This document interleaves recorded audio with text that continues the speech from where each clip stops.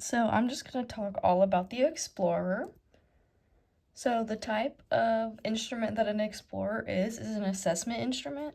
They're super versatile and can be used for lots of different things, like detecting calculus in plaque, examining the tooth surface for pits and cracks, checking sealants to make sure there's no air bubbles or anything, detecting carious lesions, and a lot more. Dentists, hygienists, and assistants use them. Here are some different types of Explorers: the 11-12 type or band type and pigtail/cowhorn type. We have the 11-12 type in our cassettes. Here's a little bit about our Explorer. In our cassettes, we have the 11-12 type. The name of it is an EXD 1127. The brand we have is Hugh Frady, and we have the Ergo handle. And then what makes our Explorer unique? The one that we have in our cassettes, the tip is bent at a 90-degree angle. It has a long, complex shank, which is great for detecting calculus when you have a light grasp.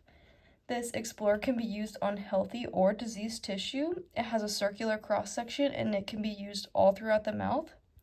This Explorer is pretty much the best one you can have, and there really is no flaws.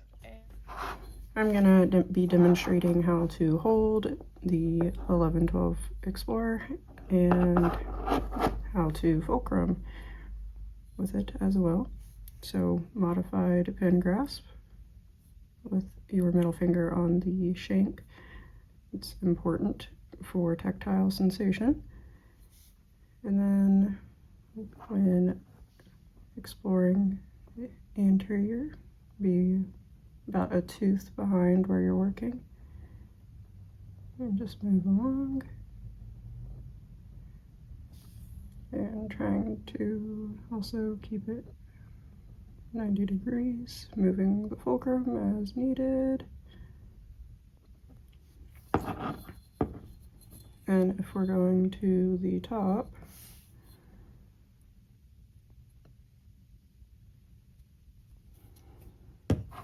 posterior, it would kind of be like this, but same. Modified pen grasp, trying to keep it 90 degrees. With middle finger on the shank. We're doing the maxillary.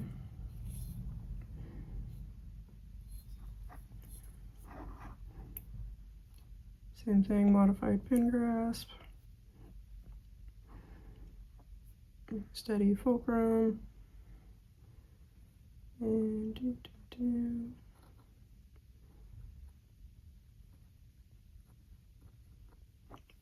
And for posterior,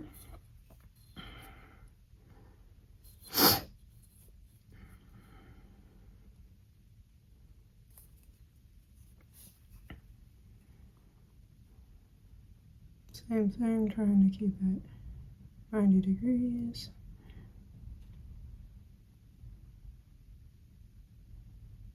And then moving the fulcrum as needed. And continuing to keep middle finger on the shank. So detection of calculus is easy. Thank you. Today I'm going to be talking about using the Explorer on anterior teeth. The Explorer is an assessment instrument that hygienists use to detect calculus deposits, tooth irregularities, and root caries. The number that correlates with the Explorer is 11-12.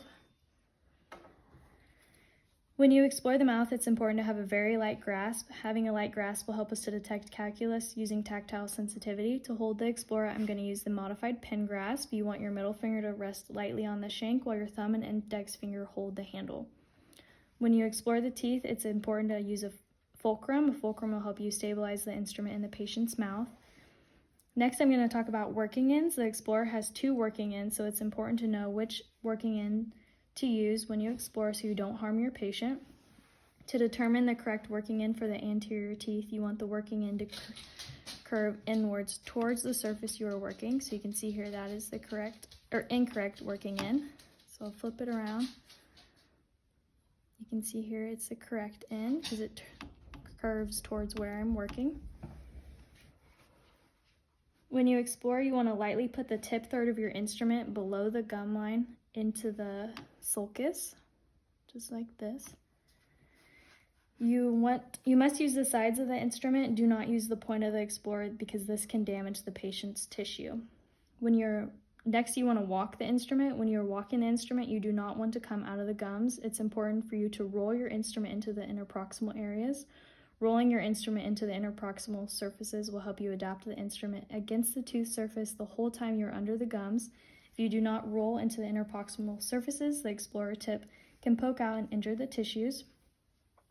For anterior teeth, you're just going to split the tooth in half at the midline, and you'll walk towards the mesial or distal surface, depending on if you are doing towards or away surfaces.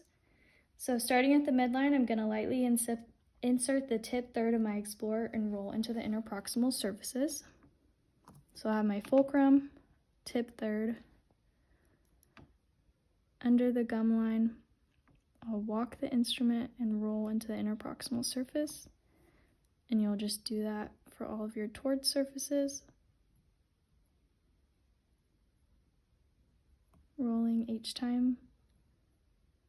And then you'll start at the midline and go back for your away surfaces. It'll be the same for the top, the bottom, and the lingual. Hi, today I'll be explaining how to use the 11-12 Explorer on posterior teeth. So first things first, you want to make sure you get the correct grasp and fulcrum. And then we are going to determine which side is the correct working end. So we know this is correct because the lower shank is parallel to the mandibular tooth. And also there's a little V at the lower shank there, right here, and it is facing distally. And we like to say V to the D to help us remember that should be facing the distal. To show you the incorrect end, right here it is not parallel to the distal, and the V is also facing mesially instead of distally. So switch back to the correct working end.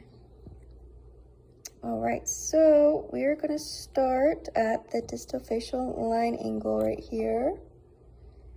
And we're gonna use feather-like strokes to roll into the distal here. Then we're gonna go back to the line angle, and we're gonna face the tip of the instrument towards the mesial just a little bit, like that. And we're gonna use the rolling feather-like strokes all the way into the mesial. Start back up at the distal facial line angle. Roll into the distal, face the mesial, and then roll into the mesial. Back to the line angle. Roll into the distal, back to line angle again, into the mesial. The line angle to the distal, line angle to the mesial. And to show it on the maxillary teeth, same thing here. You want to make sure it's V to the D and parallel to the tooth. Okay, so start at the line angle, roll into the distal, face mesially, line angle to mesial, distal line angle to the distal, and then feather-like strokes into the mesial,